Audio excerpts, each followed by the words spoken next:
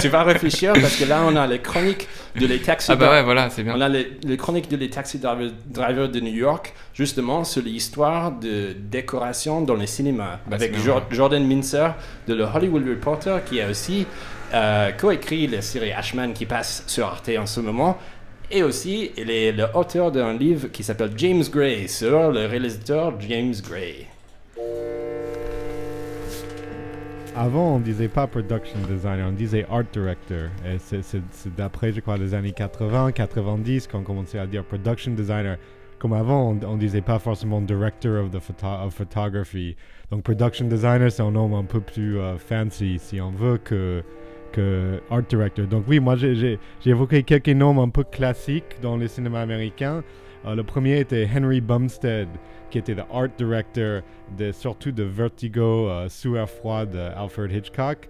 Et donc pour moi, qui est un des grands films de production design justement, où Oui, c'est sûr, et aussi c'est quelqu'un qui donne vraiment une image de le production designer californien.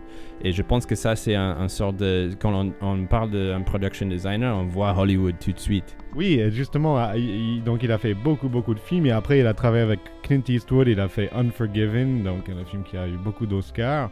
Et aussi, je ne savais pas, mais il a fait les décos de parcs d'attractions Universal Hollywood Studio Theme Tour à Los Angeles. Donc c'est très Hollywood en effet. Qui me semble une transition complètement normale de faire un et après l'autre. Après, on voit que dans beaucoup des autres production designers, il y a ce système d'apprentissage.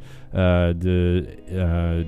les jeunes assistants deviennent les chefs déco après beaucoup des années de travail. Oui, je crois que ça existe toujours aujourd'hui. En fait, on commence comme art director ou assistant art director ou set designer, où on fait la peinture. Et puis après, au fur et à mesure, on peut être soi-même production designer. C'est aussi vrai que je pense qu'il y a une différence en Europe avec l'idée de art director et production designer, parce que souvent, comme les films sont en général, la taille c'est un peu plus petit, ou beaucoup plus petit que les films californiens. Même quand on regarde sur IMDb, on n'a que l'art director, il n'y a pas un production designer. En français, on dit production designer. Oui, effectivement, en fait, le système américain est beaucoup plus organisé, les tournages sont beaucoup plus lourds, donc on a le production designer qui est vraiment le responsable de déco, et juste en dessous de lui ou d'elle, c'est le art director, en fait. Et donc après, on a Richard Silbert. Voilà. Richard Silbert. Pour moi, Richard Silbert, c'est le grand production designer des années 60-70 surtout, qu'il a bossé avec De Palma, avec Polanski notamment sur Chinatown, qui est un film magnifique. Il a eu l'Oscar, je crois, pour le production design. Chinatown et aussi Rosemary's Baby, qui pour moi, il y a l'atmosphère dans Rosemary's Baby, qui j'imagine c'est des décors, les intérieurs. C'est l'appartement dans le Dakota Building à New York. Et puis il a fait aussi le lauréat The Graduate avec Mike Nichols.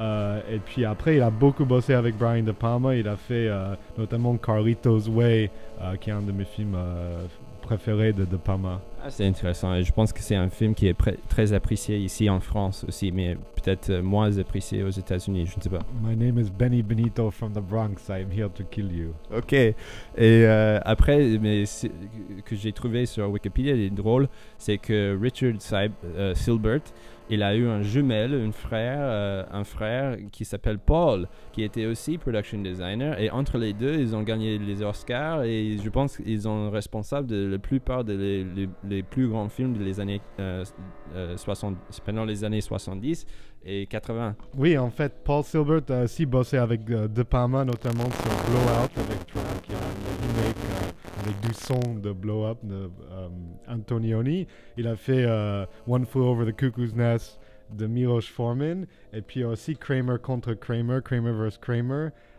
Et plus tard, il a fait plutôt des films des années 80, bon, un peu moins intéressant, mais il a fait Ishtar quand même, qui est un film très sous-estimé. En même temps, un des grands flops, c'est des années 80, ouais. Et l'autre production designer un peu, pour moi, classique des années 70, c'est Dean Tavoularis, qui est d'origine grecque, qui a beaucoup bossé avec Coppola sur Les Trois Parrains, et Apocalypse Now, qui est un des grands films de production design.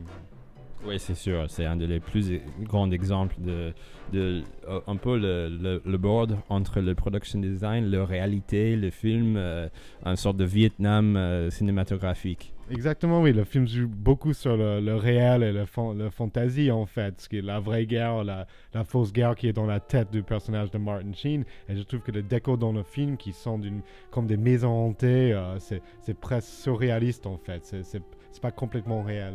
Et donc, quand on passe à le surréaliste, pour moi, quand je pense à les production designers, je pense à les réalisateurs aussi, les gens comme Terry Gilliam, comme Ridley Scott, George Lucas, et Stanley Kubrick. Moi, comme j'aime beaucoup le cinéma visuel, donc j'ai pensé tout de suite à Dante Ferretti parce que Terry Gilliam a parlé beaucoup de lui sur les tournages de Adventures of Baron Munchausen, les aventures de Baron Munchausen. Et quelque chose que je trouve intéressant, c'est aussi que lui, par exemple, il a travaillé avec Fellini, c'est un vrai Italien, c'est un vrai quelqu'un qui vient de Cinecittà. Il avait été avec Fellini et aussi Pasolini, en fait. Il a fait tout le dernier film de Pasolini, y compris Salo, son vengeur de Sodome, qui est un film très difficile, Très difficile, mais très visuel et très très beau en même temps. Oui, justement, le production design, en fait, c'est que des décors fascistes, parce que c'est censé être un film sur l'époque fasciste en Italie. Il joue beaucoup sur cette espèce de maison des années 20 où tout est en verre, un peu en argent et en bois, et très très de super maisons d'ailleurs. Et c'est intéressant, je crois, parce que après Dante Ferretti, il est très connu pour maintenant, dans ces dernières années, pour travailler avec Martin Scorsese. Et c'est vrai que les production designers, souvent, il devient une sorte de membre de l'équipe fétiche presque. Oui, Scorsese, il a vraiment son équipe fétiche, c'est ses chefs-op. Il travaille avec 2 chefs opérateurs, sa monteuse Thelma Schoonmaker, avec qui il travaille depuis des années, depuis 40 ans, et puis il a Ferretti pas mal en tant que production designer. Oui, je vois surtout quand c'est un film de l'époque ou quelque chose un peu surréaliste ou comme Kundun. Oui, et Gangs of New York qui est fascinant parce que ça a été tourné à Cinecittà, même si ça se passe à New York, c'est complètement sur le plan. C'est un des derniers grands films d'être fait à Cinecittà. Et donc c'était drôle que c'était un peu le retour de Ferretti à Cinecittà avec Scorsese. Oui, et je me souviens que j'ai vu les articles à l'époque où George Lucas a visité le plateau de Gangs of New York et il a dit c'est le dernier film où on va fabriquer les décors si grands. Oui, c'est un peu la fin de grande époque, mais c'est fin du XXe siècle, la fin de l'époque de grand cinéma. Aujourd'hui, parce que aujourd'hui on n'a pas de décor, on a de fonds verts et les décors sont faits en post-production. Et donc, quand on parle après un peu, pour moi, c'est intéressant que quelqu'un comme Dante Ferretti vienne de vraiment cette culture de Cinecittà. Après, j'ai regardé les autres qui sont en relation avec leur pays, le territoire.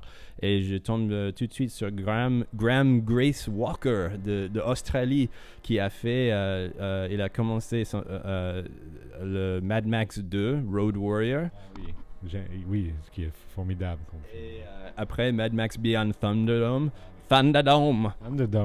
Et effectivement, le production design dans Thunderdome, c'est dément, quoi. C'est incroyable et c'est avec Tina Turner dans le meilleur rôle le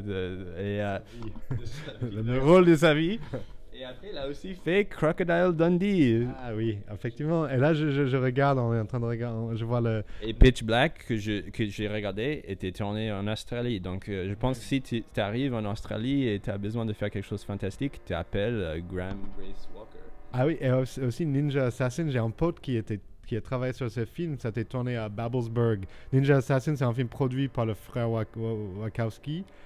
C'était tourné à Babelsberg et mon pote a dû travailler avec lui parce qu'il fait accessoire des prop man à Babelsberg. Oui, c'est intéressant aussi parce que par exemple après je suis tombé sur quelqu'un que je connaissais pas son nom avant ce matin, Danilo Donati, quelqu'un que pour moi a fait un de mes films préférés. Il a fait Satyricon, il a fait beaucoup de grands Fellini et notamment il a fait Flash Gordon. Oui.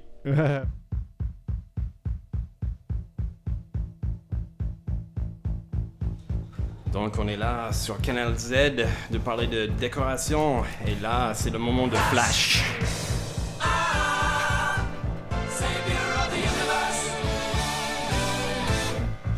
Ça, c'est de beaux souvenirs de déco. Hein. C'est ça. Mais c'est vrai que j'ai regardé ce film récemment avec ma fille qui a 6 ans, je ne sais pas qu'est-ce qu'elle pense de ce truc, mais il y a un touche vraiment italien. Ouais. C'est pas un film américain. Il y a aussi avec toutes les guest stars et tout ça, il y a un mélange complètement. Et ça résonne pour moi les dessins de Milo Manara. Ouais. De la BD, un peu. Ouais. Et puis on peut le relier aussi à cette espèce de version érotique qui, elle est italienne, je crois, qui a été faite au même moment, Flash Gordon. Ah, c'est italien ou c'est américain? Non, c'est américain, ouais.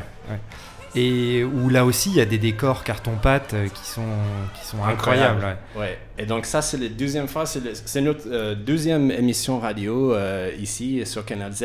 Et c'est la deuxième fois qu'on parle de Flash Gordon et Flash Gordon. Donc, oui, donc Nicolas, est-ce que tu as vu des films comme ça comme gamin? Ça t'a inspiré d'essayer de faire ce sort de travail après? Oui, pas mal. Il y a des films qui m'ont beaucoup marqué quand j'étais enfant, notamment Rocketeer, dont je t'ai parlé avant l'émission. Ah oui. Qui est un film qu'on pourrait qualifier maintenant d'un légèrement steampunk avec beaucoup de cuir et de métal et d'objets dorés. Et puis ces fameuses roquettes et ce casque magnifique que le héros a. Qui est aussi, c'est une sorte de science-fiction, comics, ça vient d'un comics américain, mais très très nostalgique. Ouais, très nostalgique. Et on peut parler aussi de Dick Tracy, qui est quasiment la même époque, où là ils ont recréé plus le New York des années, je sais pas vraiment. 30. 30, ouais. Ouais, la fin des années 30. Et là, justement, il faut juste un peu de flash.